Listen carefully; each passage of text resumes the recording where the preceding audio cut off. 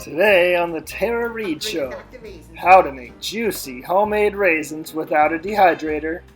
And in the Tree of Life, are you a branch or are you a vine? And how to make the world's best oatmeal raisin cookies, even a non-raisin eater will enjoy.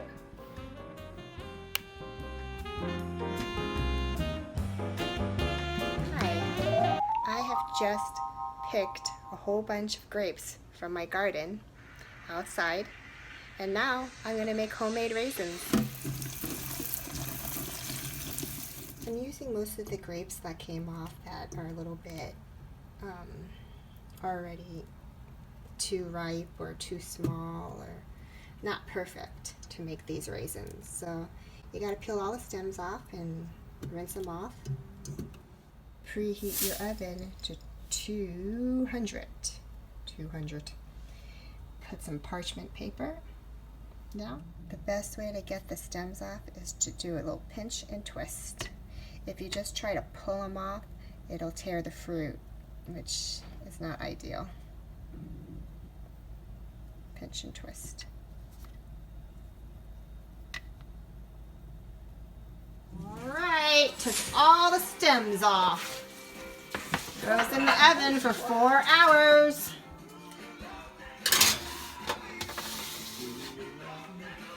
See you later.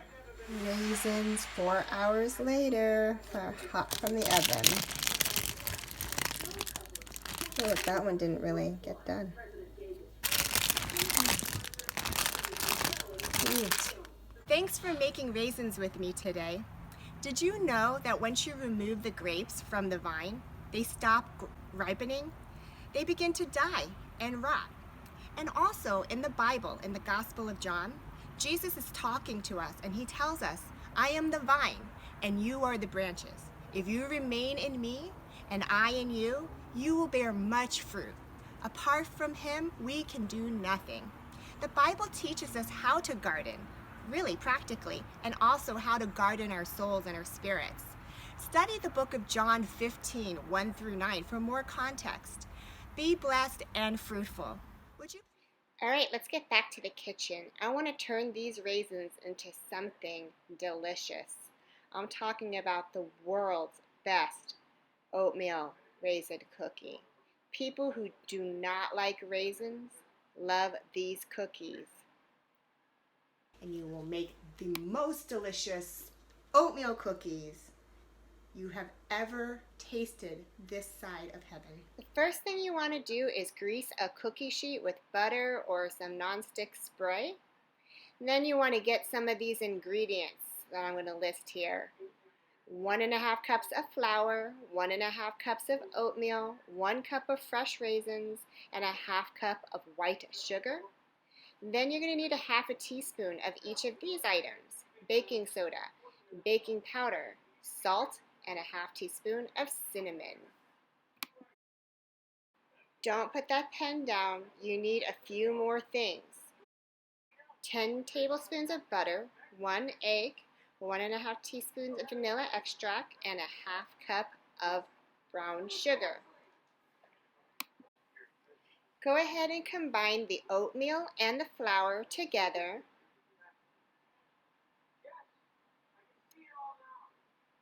Then add the 1/2 teaspoon ingredients, which is the baking powder, baking soda, cinnamon, and salt.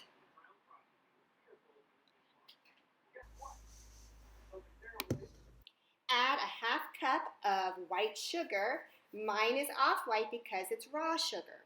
Then mix all the dry ingredients until they are well combined. I love this big spoon. In episode 1 last week, subscriber Jamie asked me why I have a string on it, and obviously it magically makes the food better. Next, mix in your famous homemade raisins. Those make it extra special. And then set this bowl to the side. In a separate but equally important bowl, let's whisk together the brown sugar, the egg, the melted butter, all the way to the last drop. Melted 10 tablespoons of butter. Add that fragrant vanilla, and then you got to whisk away and like a cray-cray. That smells good. And just mix it maybe 30 strokes.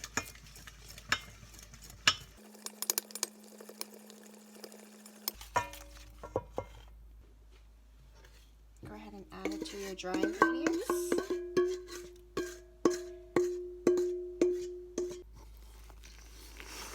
Mix it really good till everything is combined.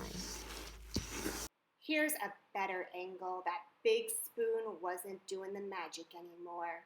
We are combining wet ingredients with dry ingredients. Make sure you scrape the sides. Make sure you get all those parts melded together. Work it and work it real good. Looking pretty good.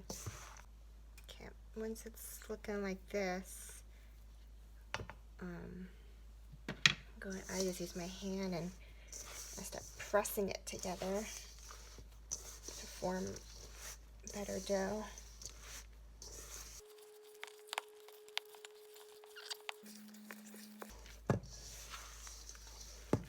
It's looking good. Okay, once you're done doing that, you have to cover it up.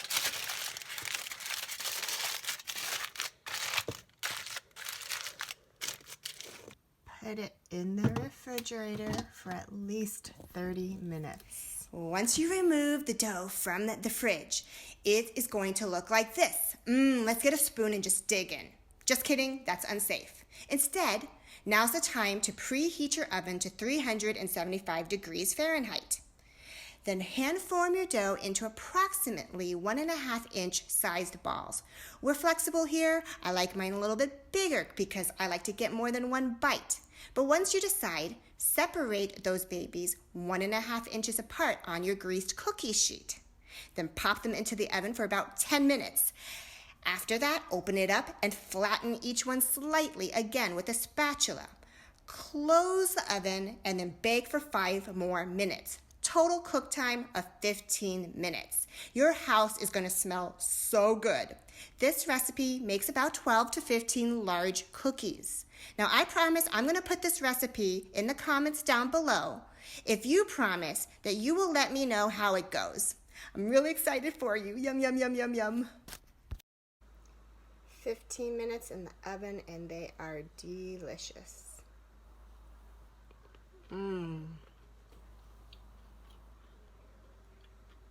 That fresh raisin makes all the difference.